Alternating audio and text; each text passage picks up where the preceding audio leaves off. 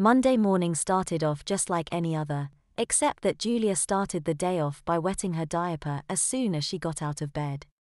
In so doing, she realized that she wasn't able to tell if she had wet it during the night. She didn't remember wetting at all, and had in fact slept all night long without waking up. Breakfast came and went and her mother changed her into a new diaper after she was finished. Then she got dressed and headed off to school. School. Will people notice? Julia wondered. Julia had looked at herself in the mirror over and over after she had put on all her clothes. It really was almost impossible to see anything as far as she could tell, so it seemed unlikely that folks would just notice from a visual of her. Julia had chosen a loose skirt for the day, one that didn't hug her body much at all and came down well past her knees just to be on the safe side. Her second concern was about having to use her diapers at school. Would people notice if I have a wet diaper? And what about a messy diaper? Julia decided she would just hold it if that became an issue. By the time she got to school, Julia had thought enough about the situation to have come to a couple of conclusions. First and foremost, she was going to just have to ignore the issue a bit if she wanted to be able to pay any attention to her classes. It was really easy to worry about people noticing, and to spend all her time trying to listen to see if her diaper was making any noise. But after having spent all morning doing just that, she had decided that nobody would notice and that it really wasn't going to be that big of a deal. It was only for a week, 5 days really, and she could make it though a week of just about anything. If I really have to go, I will, but I'll just try to wait until later in the day. First period came and went, and second period was also uneventful. Julia made it to lunch without much of any problem, but towards the end of lunch she knew she was going to need to pee at some point. On the way to class after lunch she decided to pee before it got to be too bad. She wet her diaper outside of the classroom and felt really confident that she could go at least one more time before she was going to have to worry about a leak. Julia's first class after lunch was math, algebra actually, with Mrs. Niles. About 10 minutes into the class folks were going over the homework from last night and Julia was working with Judy, who sat next to her. Mrs. Niles was at her desk looking at her computer and getting ready to talk about whatever new thing they were going to talk about that day. Julia was in the process of telling Judy how to solve an equation when Mr. Niles looked up from her desk and called her name. "Julia, can I talk with you for a second?" Julia looked up and nodded, expecting Mrs. Niles to just say whatever she was going to say. But Mrs. Niles waved for Julia to come up to her desk, so Julia got up and walked over. "Julia, I just got a message asking for me to send you to the office," Mrs. Niles said questioningly. "Really?" Julia asked in disbelief. Mrs. Niles had been hoping that Julia knew what was going on. She clearly didn't like that Julia appeared surprised as well. "Yeah, really," Mrs. Niles said in a semi-confused, semi-concerned voice. "I guess you better go. Here, take the hall pass." Julia's mind had been on math, and she had been expecting Mrs. Niles to ask her something about numbers and equations or something like that. She had not expected to get sent to the office. The fact was Julia had never been sent to the office. Ever. Julia was a good student, and never got in any kind of major trouble. She wasn't exactly a perfect angel either. She had gotten detention last year for being late to a class, she had been talking to Becky and never heard the bell, and she had got in a bit of trouble early this year in her history class when she told Jimmy Dart that he was an idiot for thinking that the French were responsible for the Boston Massacre. But she had never gotten sent to the office. That was for people who got in real trouble, like cutting class, fighting, or smoking and drinking. And she hadn't done any of that. Julia was about halfway to the office when a really scary thought hit her. She remembered a couple of years ago some kid, Barry she thought, got pulled out of class and sent to the office. She remembered it cause Barry wasn't the type of kid to get sent to the office either. It turned out his mother had been in a car accident and died. Barry didn't come back to school for a week. Everybody felt really horrible for him and it was all just so sad.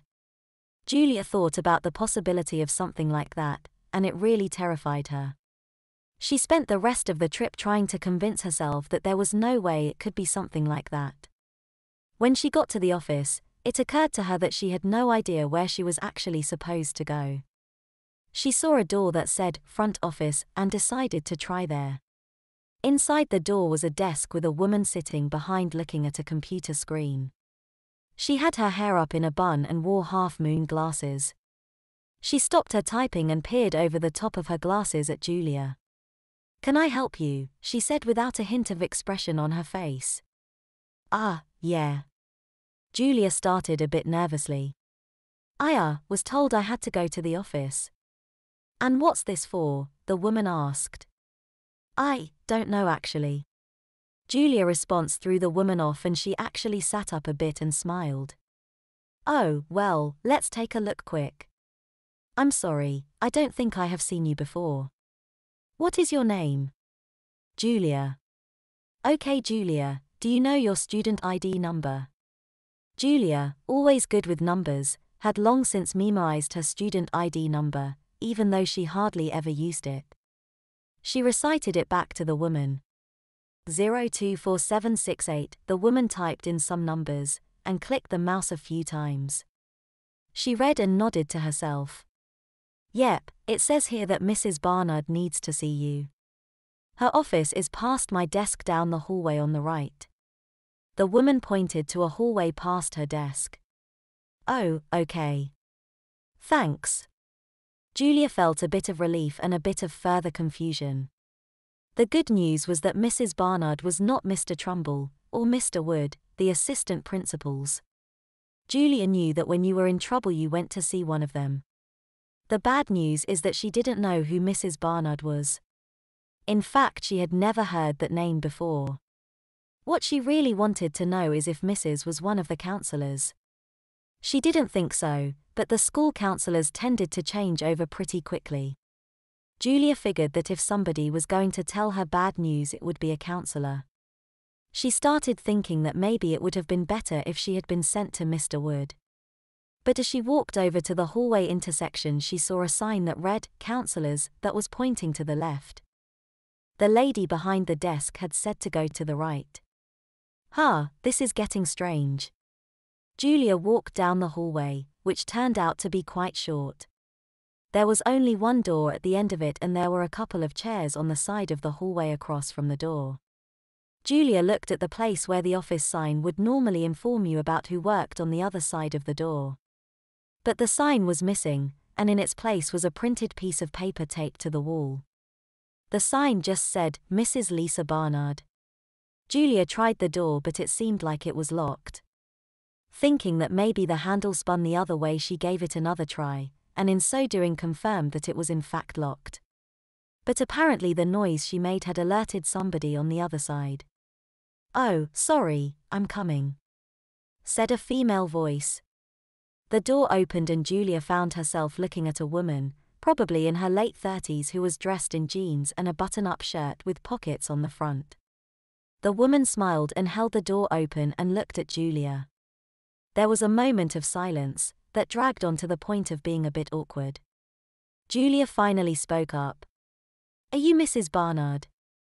"That's what the paper on the wall says," she said with a roll of her eyes and a smile. "Hopefully one of these days they will get around to getting me something more official looking, huh? What can I do for you?" I was told to come see you." "Oh, are you, what was it?" Mr. Barnard said. She closed her eyes and tried to remember something. "Julia." "Yeah, that's me." "Oh, okay, yes please come in." Julia came into the room and Mrs. Barnard closed the door behind her. The room was pretty small as far as offices go, and it had what looked almost like one of the counters from her science classes along one side. Mrs. Barnard was blocking her view though and she couldn't really see very much of the room, but she did see a sink along the counter. "Is it okay if you have a seat, Julia? There are a couple of chairs behind you." Julia turned around and saw a couple of old, plastic desk chairs along the wall with the door. She turned and sat in the first one. It occurred to Julia that whenever somebody had really bad news, they always asked you to sit.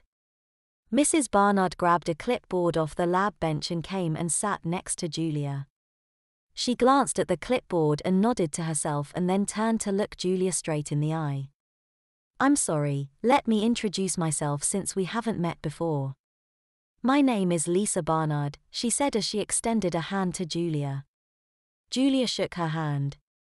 So, Mrs. Barnard set the clipboard in her lap and folded her hands together. "Julia, how are you doing?